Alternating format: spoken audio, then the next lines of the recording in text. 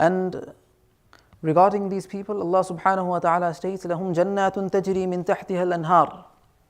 For them will be gardens of paradise beneath which the rivers of Jannat will flow.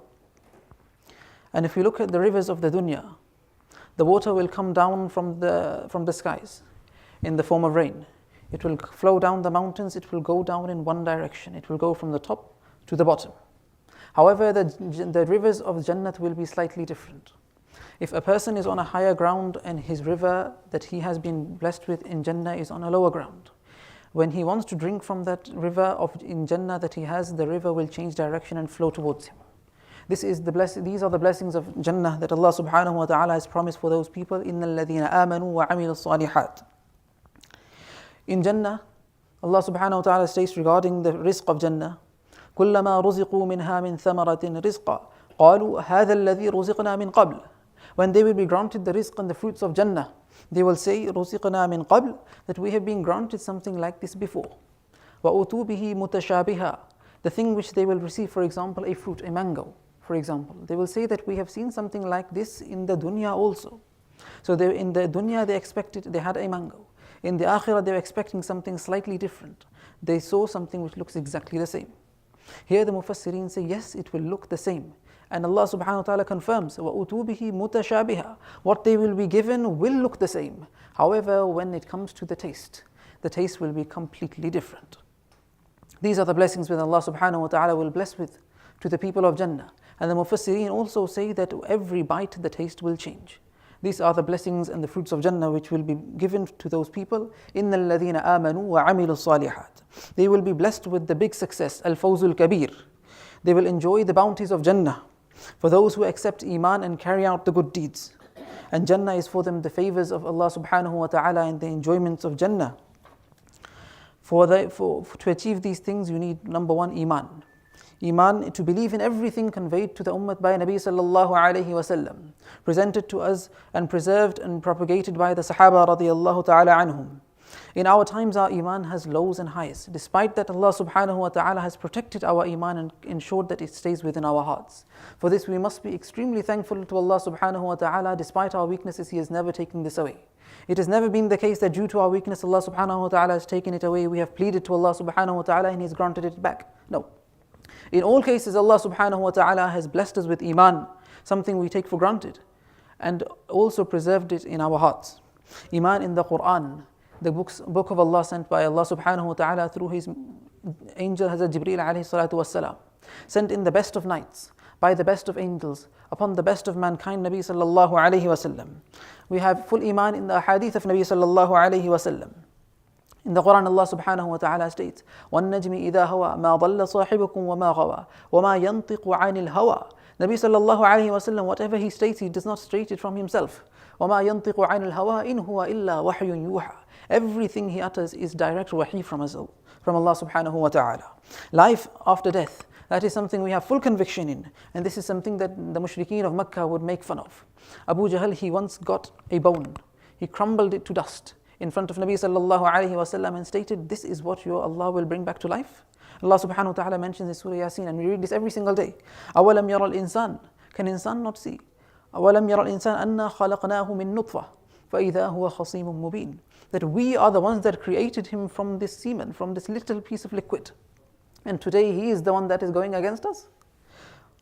وَضَرَبَ لَنَا مَثَلًا وَنَسِيَ خَلْقَهُ. He begins to speak about us as if he is the creator. وَنَسِيَ خَلْقَهُ. He forgets his own creation, the process of his own creation. وَنَسِيَ خَلْقَهُ. قَالَ مَنْ يُحْيِي الْعِظَامَ وَهِيَ رَمِيمٌ. Who will bring these bones that have crumbled to dust and disintegrated, who will bring these back to life? Allah subhanahu wa ta'ala states, the one who has created this in the first place can bring it back to life also. But we believe in everything Allah subhanahu wa ta'ala has stated to us with regards to the akhirah.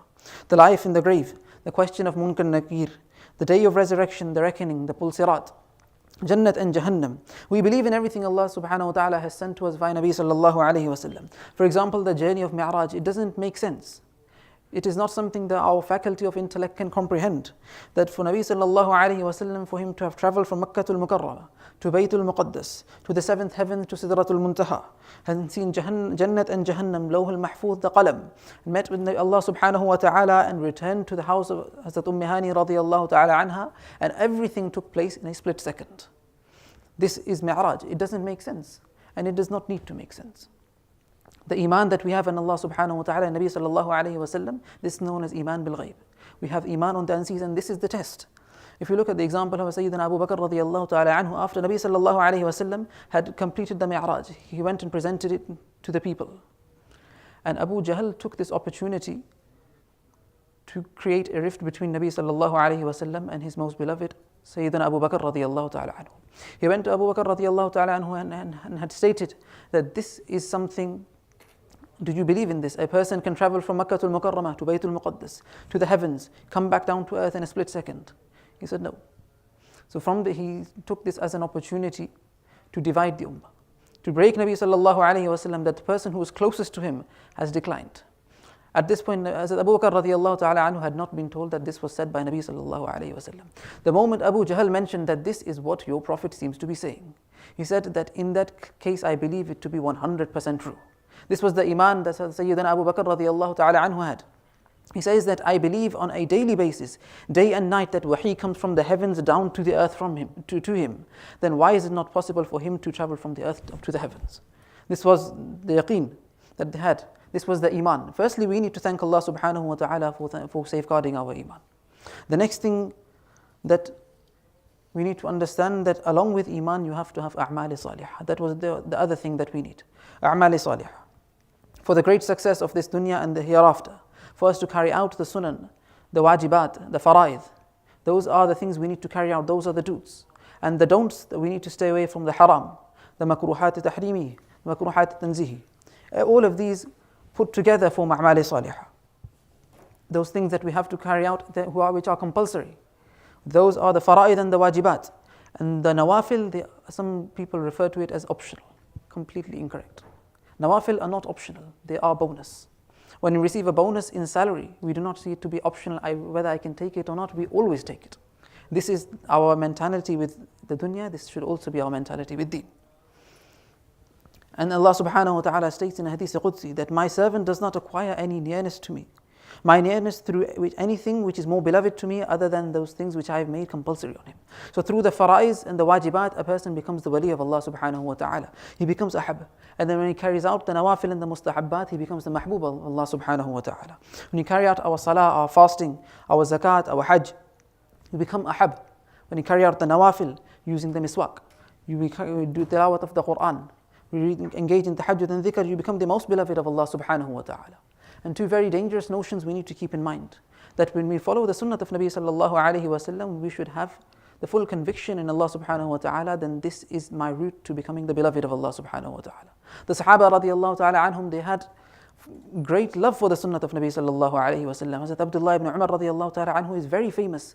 In all of his actions, he would try and copy Nabi sallallahu alayhi wa sallam. They would follow the sunnah because it was the sunnah of Nabi sallallahu alayhi wa sallam. In our times, we seem to leave it because it is sunnah. We say, how can something which is so beloved to Allah subhanahu wa ta'ala be insignificant in our eyes? This is not the way a believer is. The second thing that which shaitan attacks us with is that you will have one group who will follow only the fara'id and the wajibat. Shaitan is very happy with this person. And there's another group that will only have the nawafil and the mustahabbat. And a person will question, how can a person leave out the fara'id and only follow the sunnah and mustahabbat and nawafil? Let's say, for example, a person has not had a very good life. At the age of 35, he does tawbah, he is now practicing Muslim, he is completing all his 5 times salah. However, the year between 15 and 35, that gap in which he missed his salahs, that qada salah that he needs to complete, he misses those out completely. That is a person who shaitan is very happy with, because on the day of Qiyamah, when he will be questioned regarding his salah which are farad, he is carrying out nawafil. That will not be enough to fulfill the fara'id that he has missed for so many years. So for a person to be successful in the dunya and the akhirah, he needs to have both, the fara'id and the nawafil. When a person has both, the second category becomes a security for the first category. If a person has anything missing in his faraid, then the nawafil, they may be able to patch up the few amounts that he has missed. But if he has missed 20 odd years, then those need to be completed as well. So one lesson we take here from today, then that the faraid, that the qada salah that we have in our life, then sit with the ulama kiram, sit with Moulana al-Hasab.